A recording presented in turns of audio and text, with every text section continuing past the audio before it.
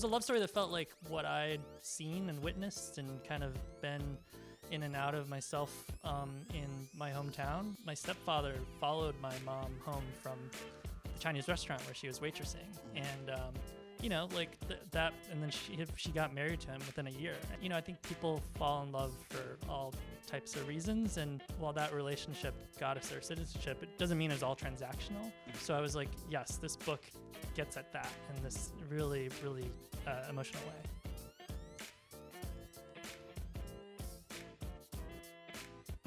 How familiar with Atticus Lynch's book before being with you with the book? Were you familiar with the book before you signed on?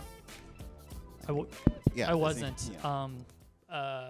In 2018, I got sent the book, and I read it, and that's when I read it. Yeah. Mm-hmm. So, were you familiar with the book beforehand? I haven't read the book. But, okay, so, and then Bing, I think also, you come from, you made Binding the Gap, and then this is your first your narrative feature debut. Why? Yes, please, yes. Big difference, right? It's a different world. Why this? Why did you want this to be your kind of foray into the narrative world? A couple of reasons. I mean, the first one was I read the book and I was like, oh my God, like there's a studio that wants to do a story with a Uyghur protagonist. And I was like, nobody knows who the Uyghur people are at the time. At the time they didn't. Now it's, people are starting to understand it because of press. But the other reason was, it's a love story that felt like it was a love story that felt like what I'd seen and witnessed and kind of been in and out of myself in my hometown, which is Rockford, Illinois. Like my stepfather followed my mom home from the Chinese restaurant where she was waitressing, and that, and then she got married to him within a year, and it gave us our citizenship. And I think people fall in love for all types of reasons, and while that relationship got us our citizenship, it doesn't mean it was all transactional. And I just witnessed a lot of relationships where people hadn't really gotten the chance to know what a healthy relationship was. I saw that all around me and in my hometown as well. So I was like, yes, this book gets at that in this really, really emotional way. And Sebiye, this is your acting debut, right? Thank you. Yes. Thank you. Yes, it's a wonderful acting debut. And how, when you read the script the first time, and it's a big role, and it's a very wonderful, beautiful story. What attracted you to the script, and and what attracted you to the role?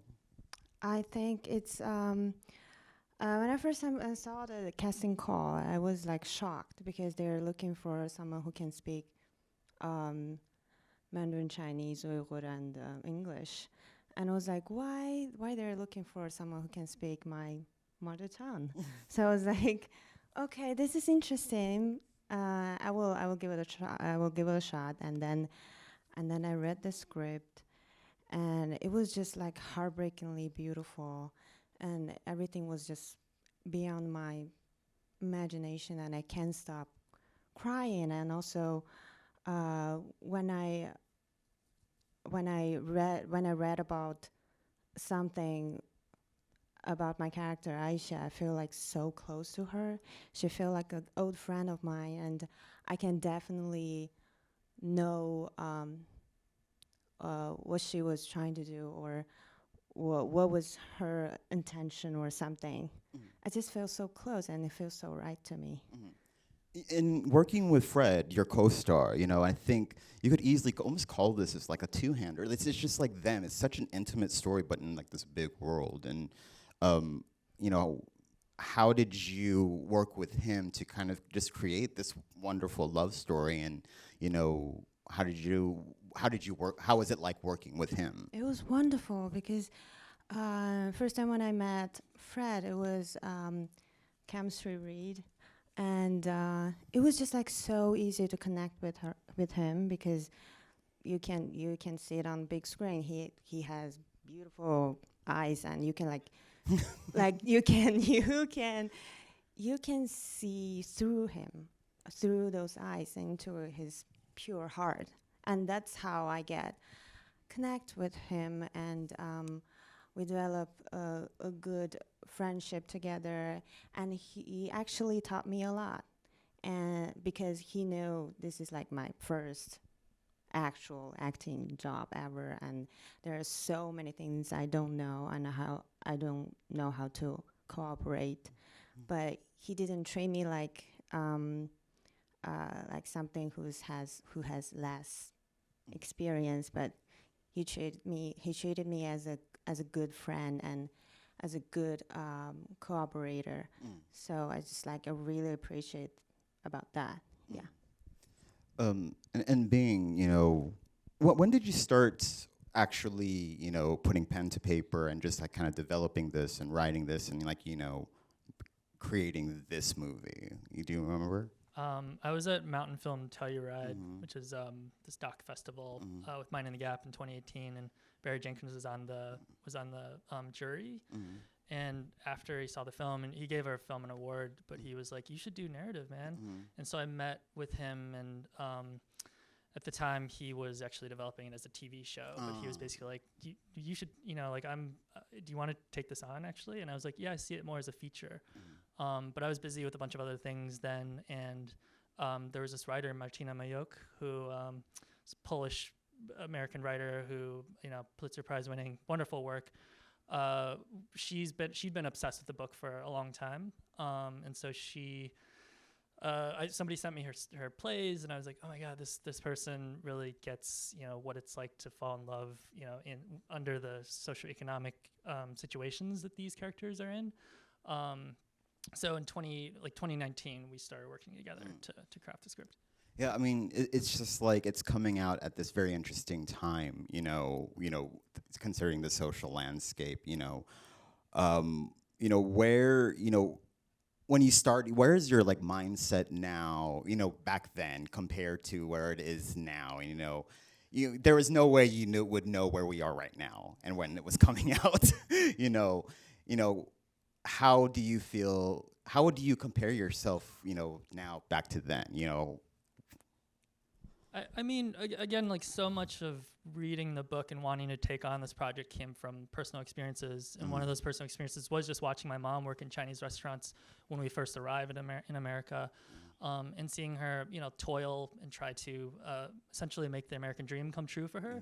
But within that, I saw that she struggled to find meaning in life, in that, even though she was able to eventually buy a house and buy a car.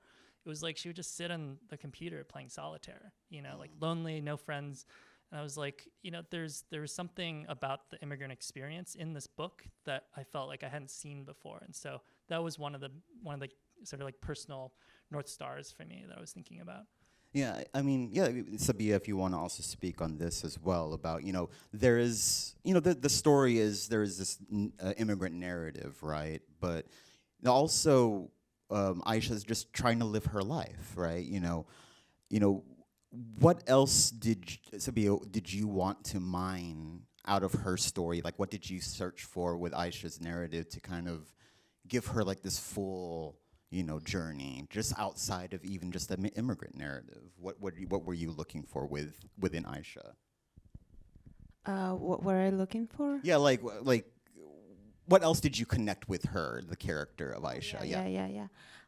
Because I am also from another country, so I can definitely tell how it felt to, develop a new chapter of your life in a whole different world, not only like with languages and culture and everything. You have to, people said when you speak in a new language, you kind of like develop a new personality. It's something like that. You just have to you have to know a new version of yourself, and also fight for all those loneliness by yourself. And I think that's what I felt. Bing, you mentioned something very earlier about the American dream. I want you to kind of go more into that about what do you think this movie has to say about the American dream, the current state of the American dream. What do you think preparation for the next life adds to that conversation in 2025? I think the thing that resonated for me when I read the book in terms of just trying to to answer the question of how do you find meaning in life is I just notice a lot of people are turning back to spirituality and religion. There's kind of something in the air there, and I'm like, okay, this kind of grapples with that. It's like it could be the answer, but it's complicated, right? I mean, this Aisha character goes and has this conversation with this religious leader, and he's trying to sell her this thing, and it's like that's not really the answer either necessarily for her. And I just what I loved about the book was that this character Aisha ends up in a community at the end.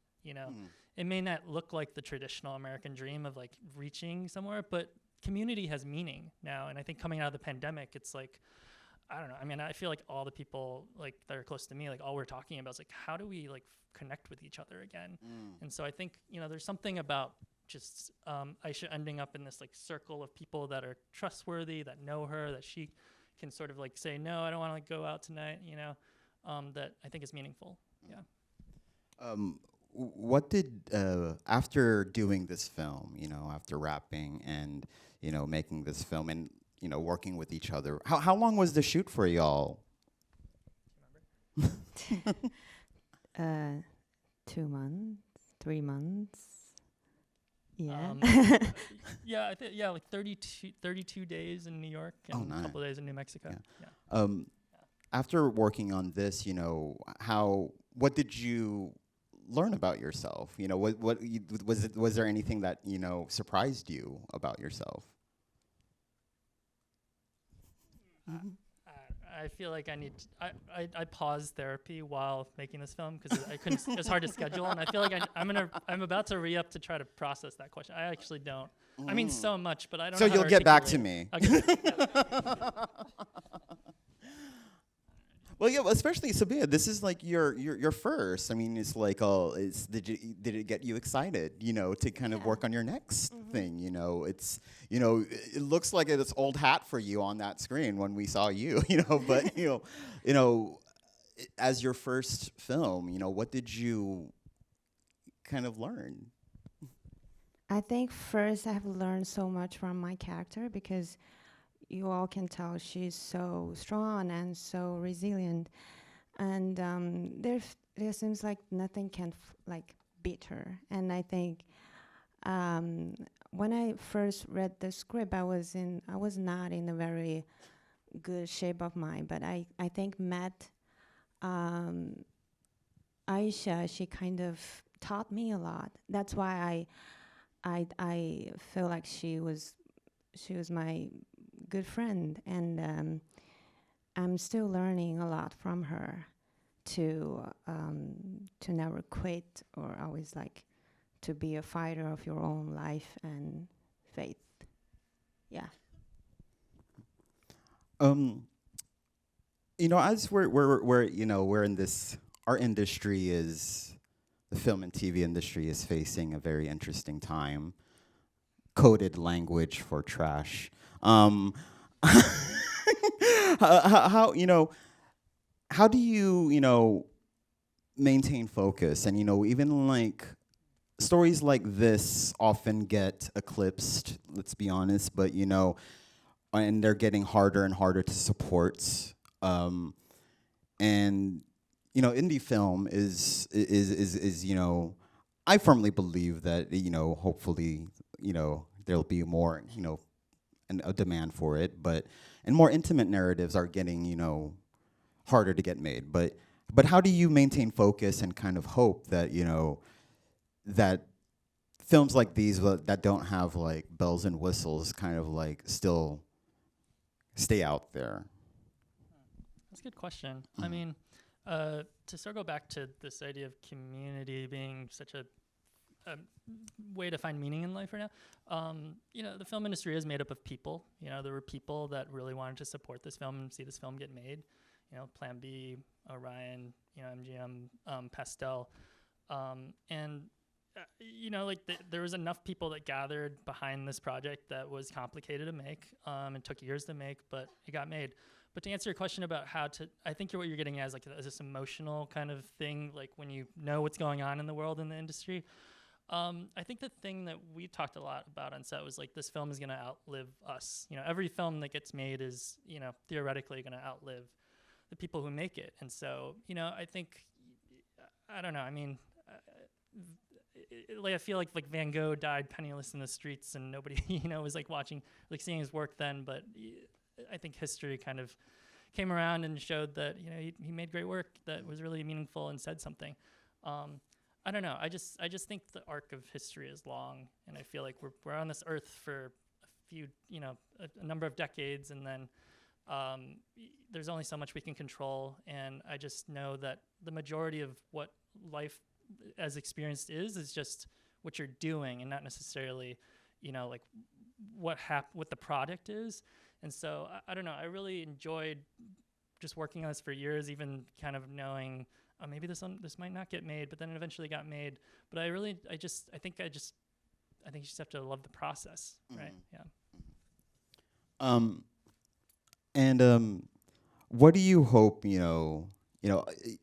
you the kind of filmmaker that is like, once you kind of release a film, it's like no longer yours, that kind of attitude?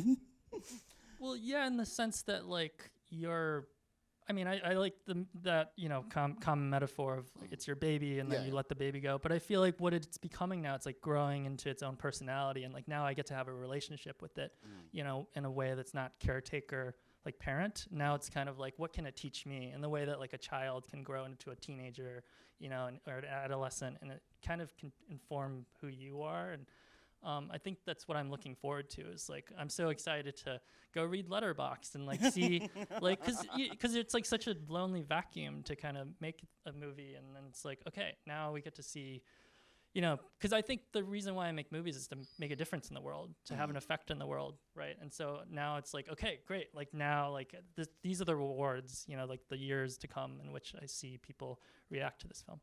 Yeah. I think the reason why I ask that is just like, I always ask, what do you hope people take away from the film? And it's like, that's always almost like a loaded question, because everyone's going to take away something different. But what do you, even like Sebiye, what do you hope people take away from your performance? Yeah, the reason why I love acting is because it's one of the best communication for me to connect with others. I am not a person that who's so like good at articulating themselves, but I choose to be an actress to find a way to connect with people, and I hope that my performance or my character can be a bridge that will let people to see each other and find a connection, not only with the character, with themselves or each others, that we are all people. That's all. And Bing? I don't know how to answer this question. There's many things, but I do think it goes back to, like, I think when I was growing up, I felt like I watched movies that kind of, in the absence of role models and kind of people and narratives that I could use to learn how to be the type of person that I wanted to be when I grew up. I sometimes viewed films as kind of roadmaps for how to do something, or what the emotional cost of how to do something feels like. And for me, I'm like, this I hopefully can sort of add to the pantheon of what it means to be in a relationship, a messy relationship, one that's complicated, but one which you can still take something away from, even if it didn't work out. I think that comes top of mind. Well, that's all we have time for, unfortunately. But thank you all so much for coming out. Thank you. Thank you all for coming out. Thank you, Bing. Thank you, Sebiye. Thank you all. Spread the word. Preparation for the next slice, September 5th.